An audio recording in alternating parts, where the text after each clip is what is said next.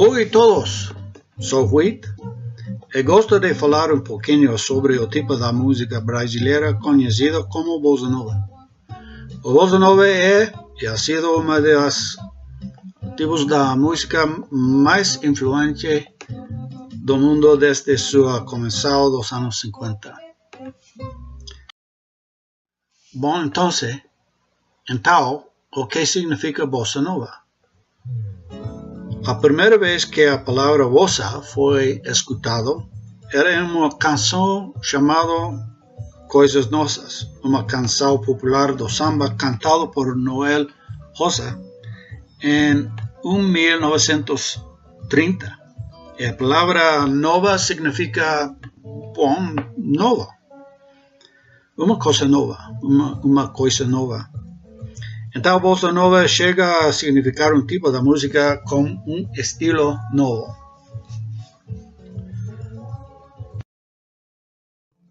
Os homens que são os pais da Bossa são João Gilberto,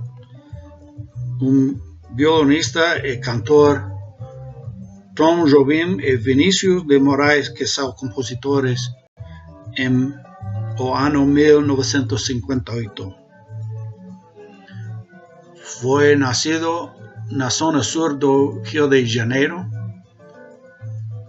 A bossa é uma combinação do samba e jazz americano e foi muito popular entre os anos 50 a 60 no país do Brasil. Alguns homens músicos pensam que é composto do jazz pós-guerra nos Estados Unidos, mesclado com o samba sincopado e que tinha o início na zona do sul do Rio de Janeiro. Os homens que empezaram este tipo de música foram jovens e foram cansados do tipo de música que escutavam nesses dias. Então empezaram a fazer experiências como ritmos e melodias e além o silêncio na música.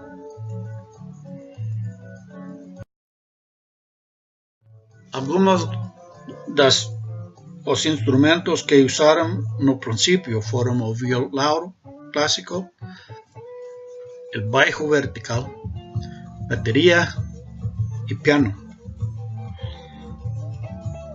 Depois, empezaram a usar outros instrumentos como saxofone, clarinete, órgão, flauta e muitos outros.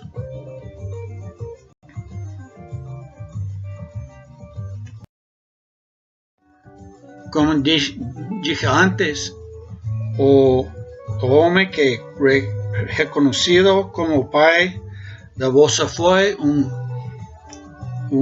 violonista chamado João Gilberto, quem juntos com os seus amigos Tom Jobim e Vinícius de Moraes iniciou o estilo com uma canção chamada Chega de Saudade em 1958. Depois disto, outros compositores e músicos empezaram a escrever e tocar neste estilo de música.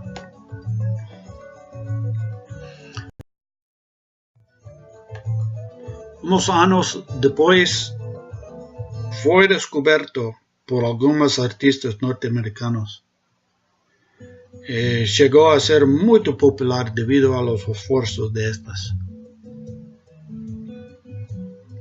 Aqui temos uma lista das canções mais populares do estilo Bossa Nova e os compositores que as escreveram. Chega de Saudade por João Gilberto foi o primeiro. Pode anotar aqui que Antônio Carlos Jobim também conocido como Tom Jobim, fue un escritor muy bom. Escribió muitas canções do Bossa Nova, as quais muitos artistas em todos os países do mundo han gravado.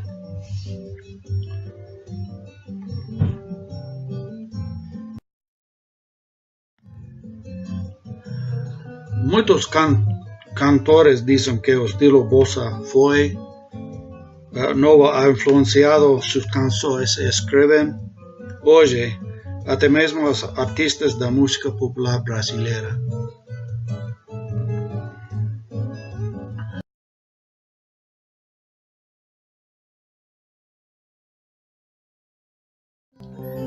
É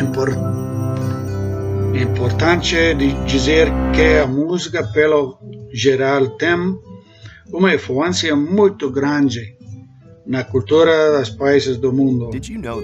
Incluso, é importante saber que os científicos dizem que a música é uma das coisas mais importantes como respeito ao desenvolvimento do cérebro das crianças e dos adultos. Aqui é um vídeo que demonstra isso. With instruments like fMRI and PET scanners. When people are hooked up to these machines, tasks such as reading or doing math problems each have corresponding areas of the brain where activity can be observed. But when researchers got the participants to listen to music, they saw fireworks. Multiple areas of their brains were lighting up at once as they processed the sound, took it apart to understand elements like melody and rhythm, and then put it all back together into unified musical experience. And our brains do all this work in the split second between when we first hear the music and when our foot starts to tap along. But when scientists turn from observing the brains of music listeners to those of musicians, the little backyard fireworks became a jubilee.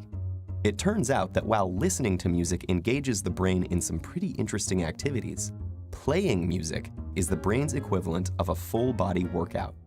The neuroscientists saw multiple areas of the brain light up, simultaneously processing different information in intricate, interrelated, and astonishingly fast sequences. But what is it about making music that sets the brain alight? The research is still fairly new, but neuroscientists have a pretty good idea. Playing a musical instrument engages practically every area of the brain at once, especially the visual, auditory, and motor cortices. And as with any other workout, disciplined, structured practice in playing music strengthens those brain functions, allowing us to apply that strength to other activities. The most obvious difference between listening to music and playing it is that the latter requires fine motor skills, which are controlled in both hemispheres of the brain. It also combines the linguistic and mathematical precision in which the left hemisphere is more involved with the novel and creative content that the right excels in. For these reasons, playing music has been found to increase the volume and activity in the brain's corpus callosum, the bridge between the two hemispheres, allowing messages to get across the brain faster and through more diverse routes. This may allow musicians to solve problems more effectively and creatively in both academic and social settings. Because making music also involves crafting and understanding its emotional content and message, musicians often have higher levels of executive function, a category of interlinked tasks that includes planning, strategizing, and attention to detail, and requires simultaneous analysis of both cognitive and emotional aspects. This ability also has an impact on how our memory systems work. And indeed, musicians exhibit enhanced memory functions, creating, storing, and retrieving memories more quickly and efficiently. Studies have found that musicians appear to use their highly connected brains to give each memory multiple tags, such as a conceptual tag, an emotional tag, an audio tag, and a contextual tag, like a good internet search engine. So how do we know that all these benefits are unique to music, as opposed to, say, sports or painting? Or could it be that people who go into music were already smarter to begin with? Neuroscientists have explored these issues, but so far they have found that the artistic and aesthetic aspects of learning to play a musical instrument are different from any other activity studied, including other arts. and several randomized studies of participants who showed the same levels of cognitive function and neural processing at the start found that those who were exposed to a period of music learning showed enhancement in multiple brain areas compared to the others. This recent research about the mental benefits of playing music has advanced our understanding of mental function, revealing the inner rhythms and complex interplay that make up the amazing orchestra of our brain.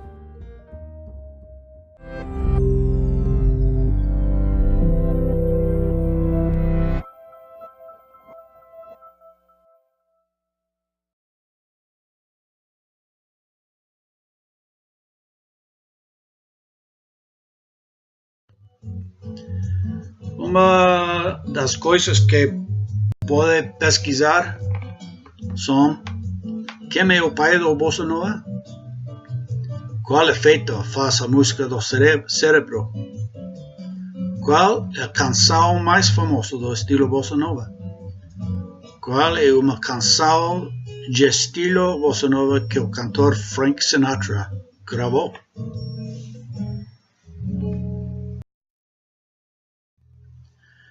Muito bom. Espero que tenham gostado desta apresentação e que todos tenham uma noite muito bom.